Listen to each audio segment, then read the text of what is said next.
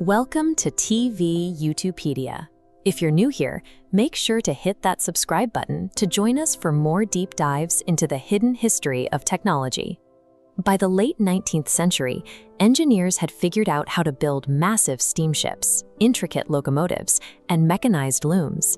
But the actual pace of this industrial expansion was hitting a physical ceiling. The metal components they were working with could only handle so much friction before wearing down. To cut harder steel, grind gears faster, and survive the extreme heat of high-speed manufacturing, factories needed a material that shared the properties of a diamond. Natural diamonds, however, were far too rare and expensive to use on a mass manufacturing scale. This created a persistent stall in production. Tools were often dulling or melting at the same rate they were being used, making high-precision mass production a logistical nightmare. In 1891, an inventor named Edward Goodrich Acheson thought he could solve this material deficit by forging his own gems. Working out of a small summer kitchen in Monongahela, Pennsylvania, he passed an electric current through a crude mixture of carbon and clay, hoping the heat would compress the carbon into artificial diamonds. He did not get diamonds. Instead, the electrical arc left behind a smattering of tiny, dark, sparkling crystals. Acheson picked one up and scraped it across a pane of glass. It cut right through it. It could even scratch the surface of a real diamond. This jagged, iridescent crystal is silicon carbide.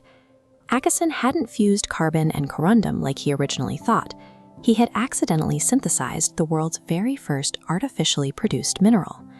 The earliest microscopic batches of this new material were sold directly to jewelers to polish gems, fetching an astronomical price of nearly $900 a pound.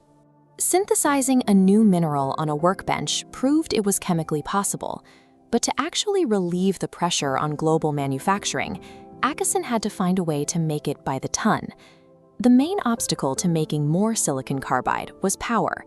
The chemical reaction required thousands of degrees of sustained, blinding heat, and the small electrical dynamos available in Pennsylvania simply couldn't generate that kind of voltage. The capital required to scale up arrived in the form of a massive contract. Acheson secured an order to manufacture 60,000 abrasive grinding wheels to light and construct the 1893 Chicago World's Fair. With that sudden influx of cash, Acheson packed up his operation and moved to New York.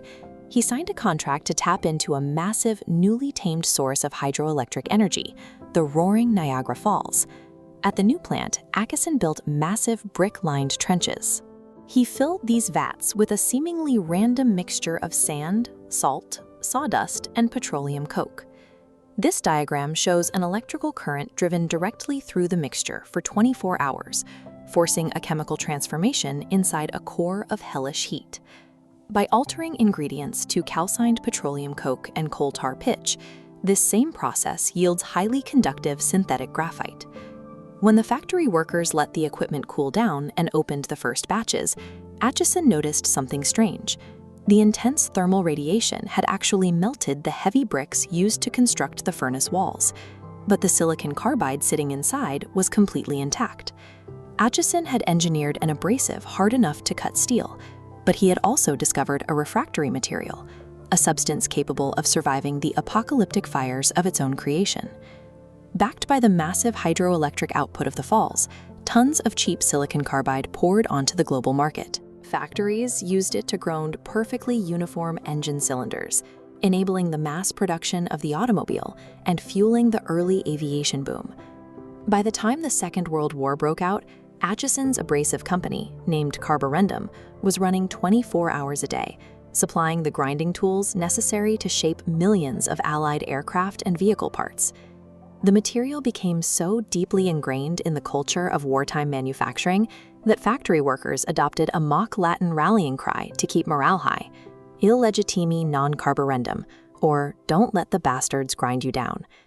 A cheap, plentiful abrasive allowed factories to shape, polish, and deploy millions of mechanical components faster than ever before, accelerating the speed of global manufacturing during a critical historical conflict. Today, the Acheson process has evolved to produce the internal components required for heavy industry and advanced electronics. This single gray cylinder is a synthetic graphite electrode. Because it maintains high electrical conductivity without melting, it is used to pump energy into modern arc furnaces to melt down scrap iron for steel production. These ceramic tiles covering the nose of a space shuttle rely on the refractory properties of silicon carbide to survive atmospheric re-entry. Those same thermal properties are used to build the high-purity substrates required for modern microchips. Acheson's localized failure to create a single diamond resulted in a material that now provides the heat resistance and conductivity found in 21st century infrastructure. Thanks for watching TV YouTubepedia. If you enjoyed this video, click the like button, share it with a friend, and hit the notification bell so you never miss an episode.